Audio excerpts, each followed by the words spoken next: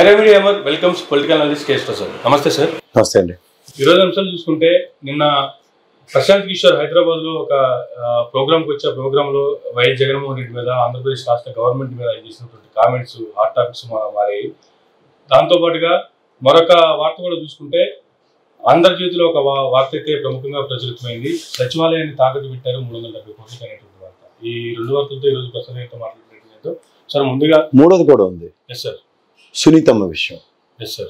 So ఈ మూడింటిని ఎలా బేస్ చేసుకుని చేయాలంటే ఈ అబద్ధాల పునాదుల్లో అప్పుడు చూడండి, పింక్ డైమండ్ అన్న కత్తో వైఎస్ఆర్సీపీ ప్రభుత్వం వచ్చేసిందన్న అపోహలో కొట్టుమిట్టాడుతున్న ఈ తెలుగుదేశం వాళ్ళు చేస్తున్న ఒక వికృత రాజకీయ క్రీడ ఏంటంటే, ఒకటి జగన్మోహన్ రెడ్డి గారి కుటుంబం, రెండోది ఈ దమ్మిడికి పనికిరాని కుక్కమూతి పిందులాంటి రాబిన్ శర్మ గారిని ఎల్లెడ్సి దాపరించారు తెలుగుదేశానికి. వారి స్ట్రాటజీస్తో అసలు ఒక్కడికి కూడా ముందుకు పడలేనప్పుడు రేవంత్ రెడ్డి గారు గవర్నమెంట్ రాగానే వీళ్ళు టెంప్ట్ అయిపోయి సునీల్ కొనుగోలు తెచ్చుకుంటారు అన్న దగ్గర వాడికి ప్రమాదం వస్తుందని చెప్పి వీళ్ళందరికీ ఆది గురువులు అట్టాడు ఆ ప్రశాంత్ కిషోర్ గారిని తెచ్చుకున్నాడు. అసలు బోడిగుండే దరిద్రం అసలు ఆ పార్టీకి. ఇంకో శని దాపరించింది.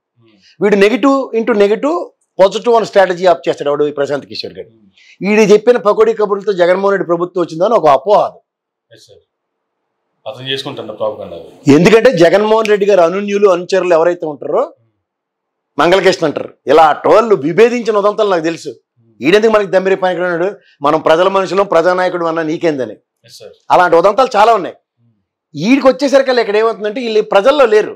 వీడికి తెలిసిన స్ట్రాటజీ ఏంటంటే ఇప్పుడు తెలుగుదేశం పవన్ కళ్యాణ్కి కేవలం 2-2.5 నెలల్లో మీడియాను సోషల్ మీడియాను ఓదరగొట్టేసి ఇక్కడ కాంగ్రెస్ గవర్నమెంట్ ఎలా వచ్చిందో సేమ్ ఇదే 2.5 టైంలో మనం వచ్చేస్తాం గవర్నమెంట్ అనే స్ట్రాటజీకి నాప్ చేస్తున్నారు. ఇదేం చేస్తారంటే గతంలో తెలుగుదేశం మీద పింక్ డైమండ్ చెత్తాచెదరం బురద వేసింది ఇక్కడే. వీళ్ళకి బురద కడుక్కోవడం రాదు, వాళ్ళకి బురద కడగడం కాదు, తోలు తీసేయవచ్చు. ఇక్కడ రంగనాయమ్మ ఆవిడ పెద్ద ఆవిడే 70 ఏళ్ళ వయసు పైంచిలకు ఉన్నవాడు సోషల్ పోస్ట్ పెడితేనే తోలు తీసేశారు. ఈ సచివాలయం లాంటిది అన్న దగ్గర ఓ సోషల్ పోస్ట్ పెడితే వదులుతారా ఆ మీడియాడు పెడితే? ఇక్కడ మీరు ఇది గమనించండి. ప్రశాంత్ కిషోర్ గారి తీసుకొచ్చిన కారణం ఏంటంటే సునీల్ కొనుగోలు డబ్బులు తీసుకుని ఎక్కడ పని చేస్తాడని చెప్పి ఈడి ఉనికికి ప్రమాదం అని చెప్పి ఆ దరిద్రం తీసుకొచ్చుకున్నాడు. ఇక్కడ జరిగేది ఏముంటది, రాక్షస పాలన అన్నది అదే లాంగ్వేజ్. దానికి చూడ పెట్రోల్ బంక్ కూడా అదేది హిందీ ఇంగ్లీష్ మాట్లాడి సచ్చి ఉంటాడు కదా. నేను ఆయన సింగులరే మాట్లాడతాను, ఎందుకంటే అది ప్రజాస్వామ్య ద్రోహి. ప్రజాస్వామ్యం అనే ఒక మొనాటమీని ఆంధ్రప్రదేశ్కి రాష్ట్రానికి దేశానికి మోసం చేసిన ఎదవడంటే అడే మోమాటమే లేదు. ఈ నరేంద్ర మోడీ ప్రభుత్వం వచ్చిన కాడి నుంచి ప్రజాస్వామ్యం ఎక్కడో ఎత్తుక్కుంటున్నాం. ఈ దానితో ఇక్కడ కూడా ఈ లక్కీ మస్కెట్లను పట్టుకుంటాడు. ఎవరిని? స్టాలిన్ని. ఇక్కడ జగన్మోహన్ రెడ్డి, అక్కడ మమతా బెనర్జీ గ్యారంటీగా గెలిచినట్టుగా చేస్తాడు. ఏ పవన్ కళ్యాణ్కి చేయమను. వీళ్ళు హెరిటేజ్లో షేర్లు అమ్మే ఇచ్చారు కదా, డేటా ఉందని ఇద్దరే చూపించమంటావా? విత్ డేట్స్తో, సబ్స్టాన్షియల్ ఎవిడెన్సెస్ డేట్స్తో ఉన్నాయి ఇవన్నీ. డేట్లు పేమెంట్లు ఏ డేట్లో 100 కోట్లు ఇచ్చారు. అలా పవన్ కళ్యాణ్కి ప్యాకేజ్ ఇచ్చి బదులు ఎంచుకోరు బాబు. ఎందుకంటే ఇది విషయం ఎందుకు చెప్తున్నానంటే, పూర్తిగా కుదేలైపోయిన పార్టీలకి పొత్తులో తీసుకురావడం,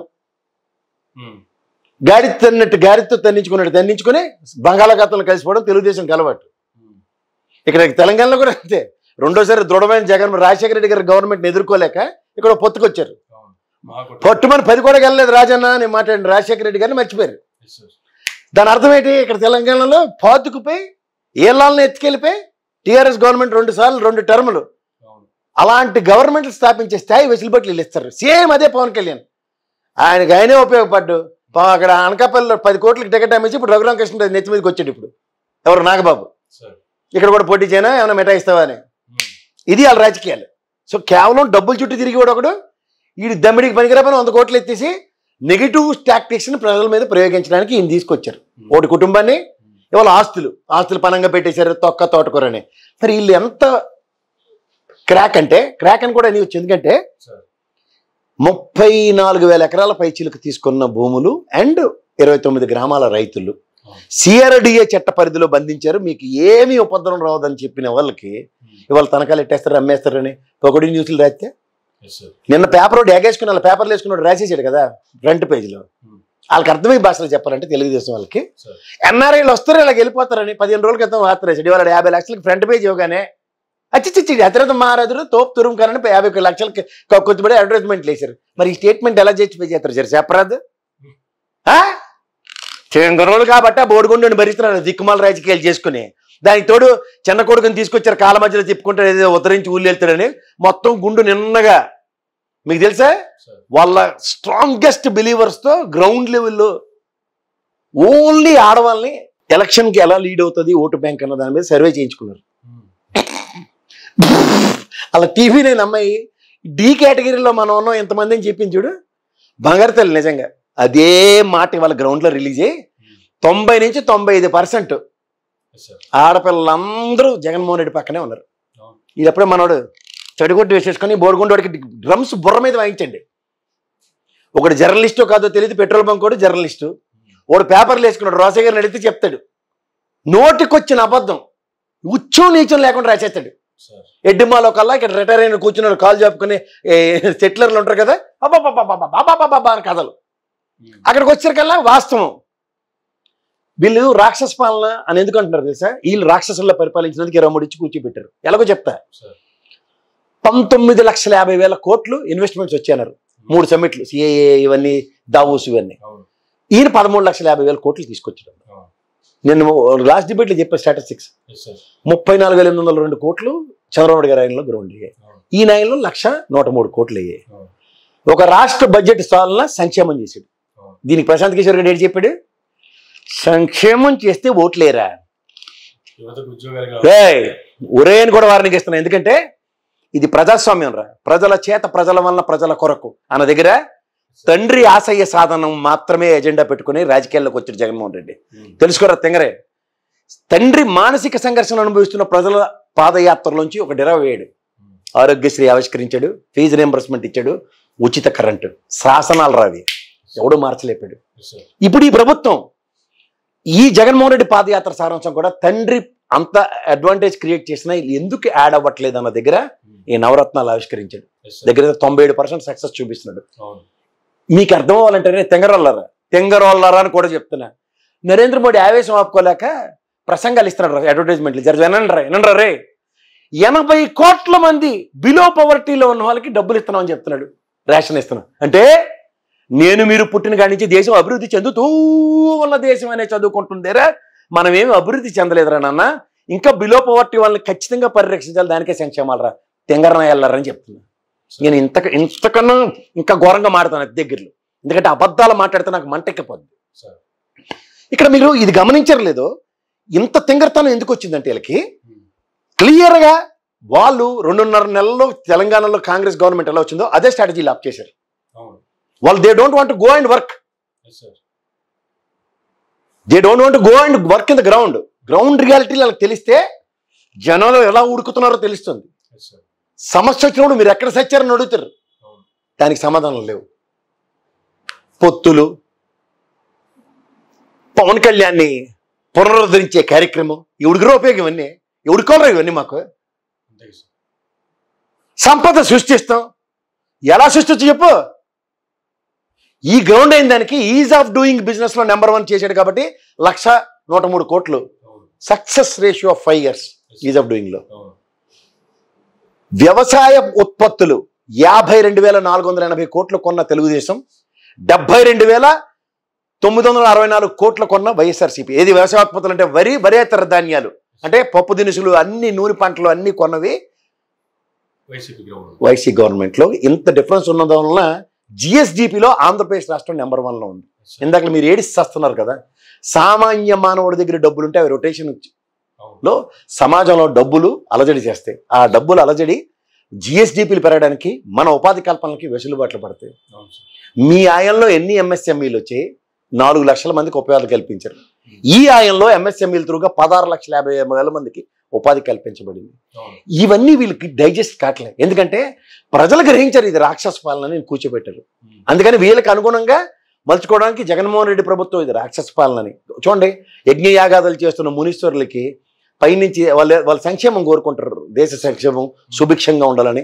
యజ్ఞయాగాదాలు దేనికి చేస్తారంటే వర్షాలు అవన్నీ పడాలి. అలాంటి యజ్ఞం ప్రజా సమస్యల మీద చేస్తున్న జగన్మోహన్ రెడ్డికి వీళ్ళు రాక్షసుల్లా రక్త మాంసాలు పోసి ఆ యజ్ఞాలను ఎలా చెడగొడుతుండ్రో అలా చెడగొడుతుండ్రు వీళ్ళు. అందుకని ఆక్రందంతో ఈ అబద్ధాలకి బాగా నేర్పే మాస్టర్ అంటే ప్రశాంత్ కిషోర్ గారు.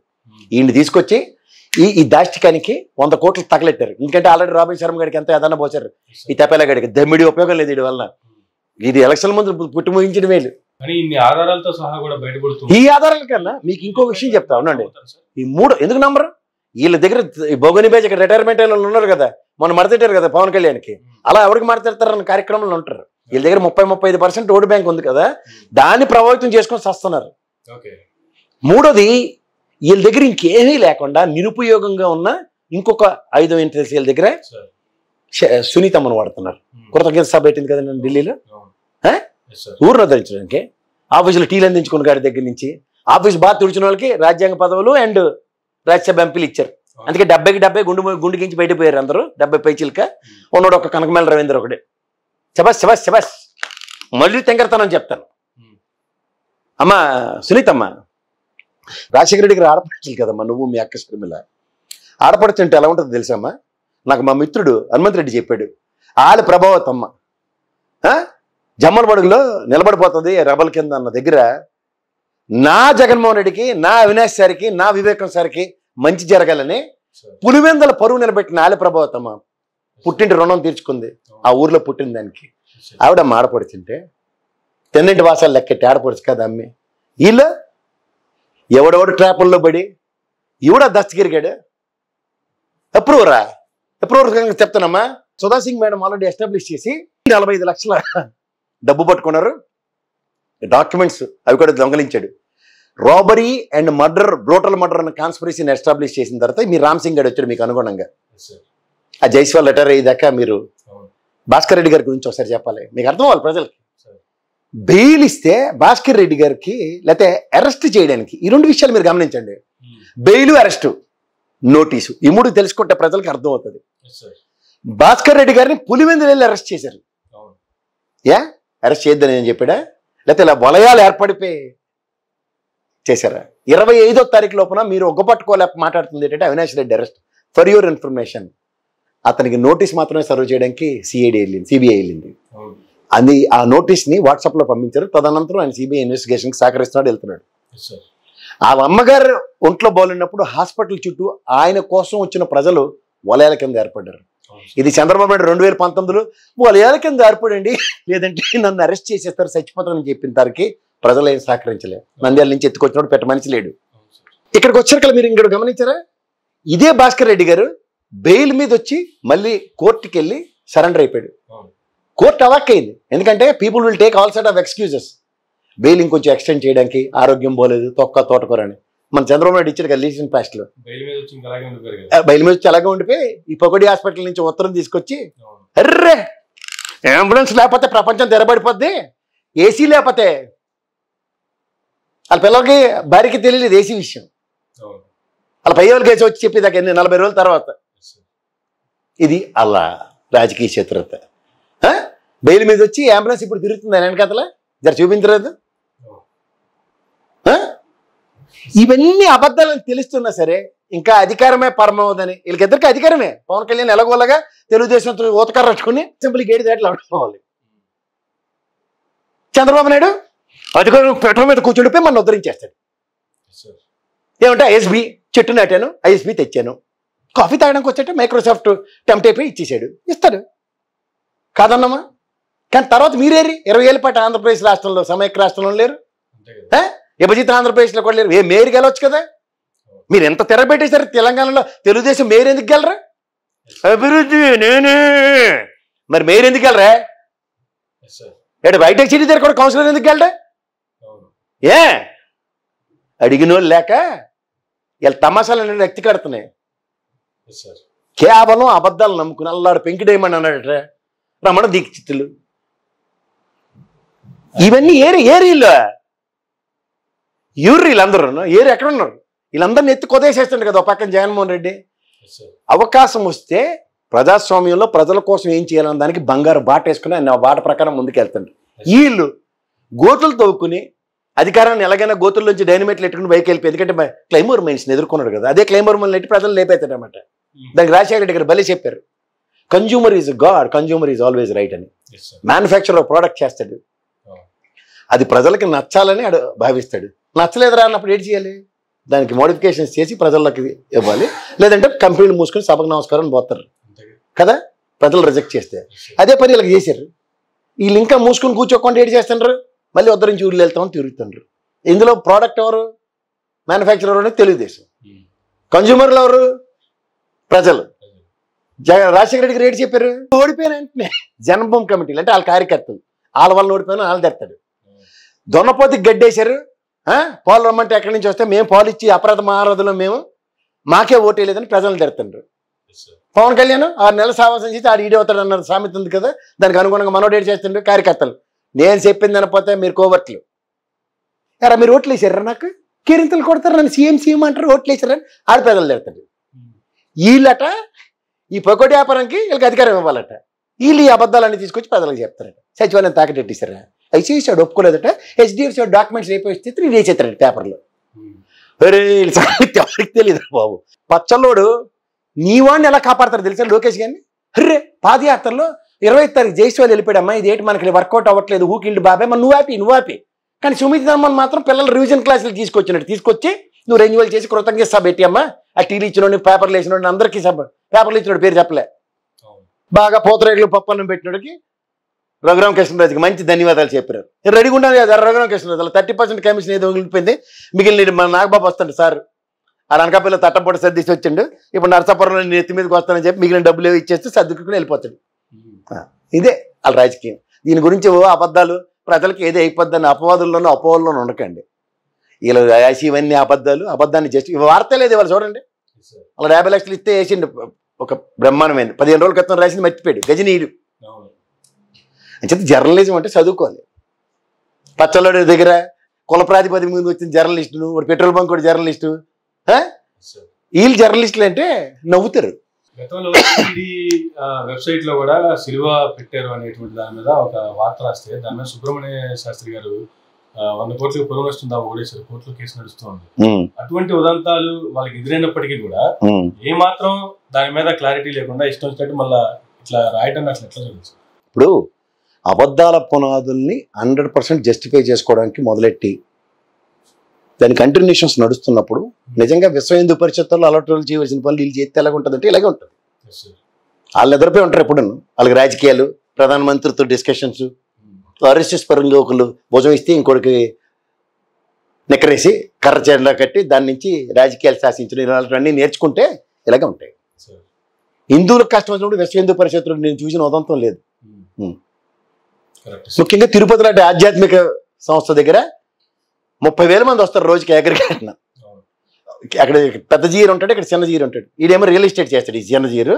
ఆయన ఏడు చేస్తుంటే ఆ పెద్ద జీరు దేవుడికే తెలియాలి. నిజంగా దైవ కాంకర్యాలు కరెక్ట్గా అవుతున్నాయి లేదా అని చూడడానికి జీర వ్యవస్థ ఉంటుంది. వాళ్ళు ఏడు చేస్తుంటారు దేవుడికే తెలియాలి అని చెప్పి వీళ్ళు నమ్ముకుని ఒక్కతో కట్టుకుని గోదావరి ఈదినట్టే విశ్వ హిందూ పరిషత్తులు ఈ జీర్లు వీళ్ళు ఏడు చేసేది ఉండదు. వీళ్ళందరూ కర్రక్ జెండా batch.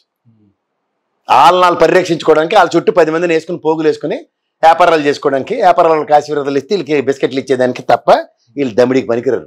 Thank you sir, thank you very much అండి. ఇవన్నీ చూస్తున్నానండి.